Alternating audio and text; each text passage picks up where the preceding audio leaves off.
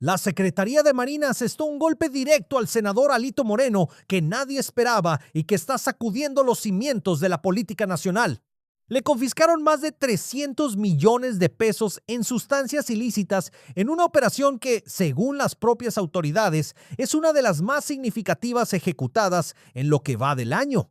El 24 de abril de 2026, las autoridades federales ejecutaron un operativo de alto riesgo en un puerto ubicado en el estado de Campeche, donde se desmanteló una de las redes de tráfico más grandes descubiertas en tiempos recientes. Y aquí viene lo que nadie en este país anticipaba. Esta red no pertenecía al crimen organizado tradicional. No era un cártel, no eran sicarios, no eran figuras de Lampa que todos ya conocemos. Esta red pertenecía a un político en funciones. El senador del PRI, Alejandro Alito Moreno, está siendo investigado formalmente tras el hallazgo que sacudió a la nación entera y que ya está generando repercusiones a nivel internacional. Pero para entender bien la magnitud de lo que ocurrió, hay que ir desde el principio. Todo comenzó días antes del operativo, cuando las autoridades recibieron alertas sobre movimientos sumamente irregulares en las inmediaciones de ese puerto en Campeche. Las cámaras de seguridad externas del lugar comenzaron a registrar actividad nocturna que no encajaba con ningún patrón normal de operación portuaria. Vehículos de carga ingresaban al recinto avanzada la madrugada, sin documentación visible, sin registros, sin notificación previa a ninguna autoridad competente. Descargaban algo en el interior y se retiraban antes de que amaneciera, dejando un rastro que en papel no existía, como si nunca hubieran estado ahí.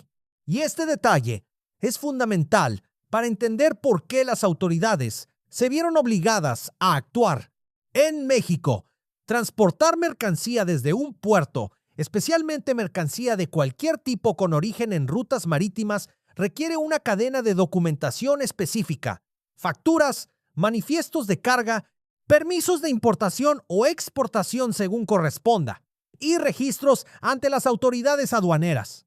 Esto existe precisamente porque el transporte marítimo tiene zonas grises que pueden aprovecharse para mover cosas sin que quede rastro claro. El mar, en ese sentido, puede ser el aliado perfecto de quien quiere operar en las sombras. Precisamente por eso, cuando se detectan movimientos que no dejan huella documental, las autoridades tienen no solo el derecho, sino la obligación legal de intervenir. Y eso fue exactamente lo que ocurrió. Ahora bien, hay un elemento particular en este puerto que vale la pena explicar. En su interior no hay cámaras de vigilancia. Solo existe una cámara en el acceso principal. Y eso no es un accidente ni una omisión. Responde a un esquema deliberado de privacidad, porque dentro de ese recinto se resguardan aeronaves y aviones privados pertenecientes a personas de alto perfil, figuras de influencia económica y política que, por razones de seguridad personal, prefieren que no se sepa exactamente quiénes son, qué tienen ahí, ni cuándo entran o salen. Es una práctica que existe en varios países y que, dentro de ciertos límites, tiene un fundamento legítimo. El problema es que esa norma interna de privacidad no puede estar por encima de la ley. Y cuando las cámaras externas comenzaron a acumular evidencia de entradas y salidas nocturnas sin ningún tipo de respaldo documental, las autoridades ya contaban con elementos más que suficientes para solicitar una orden de cateo y ejecutarla. Así que eso fue exactamente lo que hicieron. Era aproximadamente la 1 de la tarde del 24 de abril cuando el operativo se puso en marcha. Las fuerzas de la Secretaría de Marina llegaron al puerto con la orden de cateo en mano, debidamente firmada, en regla y lista para ejecutarse. Lo primero que encontraron, antes de poder poner un pie dentro del recinto, fue resistencia directa. El personal de seguridad privada del lugar les negó el acceso de forma frontal, argumentando las políticas internas de privacidad del puerto. Esa decisión tuvo consecuencias inmediatas y sin apelación posible. Ese personal fue arrestado en el momento por el delito de obstrucción a la autoridad durante el ejercicio de sus funciones. No hubo negociación, no hubo tiempo de llamar a ningún abogado. La ley fue clara y la autoridad actuó en consecuencia. Sin más demora, comenzó la revisión sistemática del lugar, aeronave por aeronave, avión privado por avión privado. En total, más de 25 aeronaves fueron inspeccionadas en detalle, cada una de ellas con un valor que supera con creces lo que la mayoría de los mexicanos podría acumular en varias vidas de trabajo. A los propietarios o representantes legales de cada aeronave se les solicitó lo básico: factura original del bien y los permisos correspondientes de uso y operación. La gran mayoría de los involucrados presentó su documentación sin ningún inconveniente. Todo en orden, todo con respaldo. Pero 3 aviones privados no tenían absolutamente nada, sin factura, sin permiso, sin ningún papel que los respaldara legalmente. Y al revisar los archivos y documentos encontrados en el interior de esas aeronaves, el nombre que apareció vinculado a los 3 fue siempre el mismo: Alejandro Moreno, senador de la República, conocido popularmente como Alito Moreno.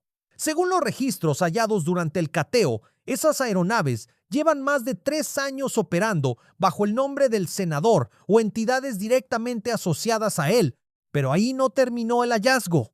Ni siquiera era lo más grave, porque dentro de esos aviones privados no solo había papeles irregulares y documentación turbia.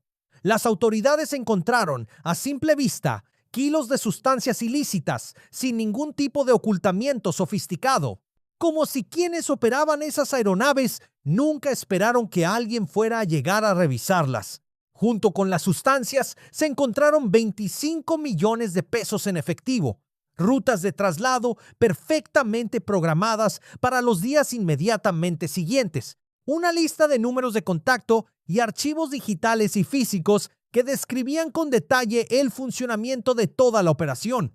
El valor total estimado de la mercancía incautada supera los 300 millones de pesos.